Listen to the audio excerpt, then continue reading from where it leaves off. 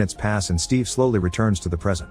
The following morning, Dennis and his wife are having more trouble with their marriage, because Brianna's disappearance has made their already existing problems worse. Meanwhile, Steve hears from the radio that Dr. Kermani has ended things for himself.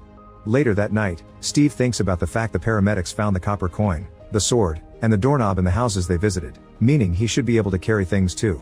Deciding to experiment, he takes another synchronic, and as he starts disappearing, he embraces Hawking. He successfully brings Hawking back with him, but unfortunately they've arrived at a period where most of the population is incredibly racist. They've popped up in a house where a man chases them out, so Steve and Hawking run away, only to find everyone in the town looking at them in the same way. 7 minutes pass, but to Steve's shock, he doesn't disappear. He decides to return to the house where he and Hawking appeared in, taking another synchronic before sneaking inside.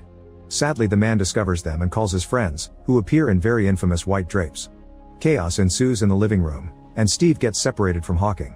As Steve tries to grasp Hawking's leash, the men are about to shoot Steve, but suddenly he reappears in his living room without Hawking. At that moment, Steve hears Hawking whimpering and runs to the window, only to see Hawking slowly fading away. This incident helps Steve reach two conclusions. If 7 minutes go by and you are not at the place where you first appeared, you'll be stuck in the past, and he needs to grab the object he wants properly because he only brought back Hawking's leash. The worst part is that he can no longer retrieve Hawking because he doesn't have enough synchronic left. Afterward, Steve decides to go to the university dorms where Brianna went missing.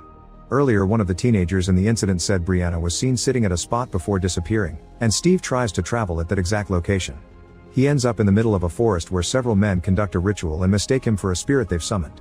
They immediately swarm him, and Steve begins running away in the direction he came from. Fortunately, he's able to grab a lawn chair and gets transported back to the present with no issues.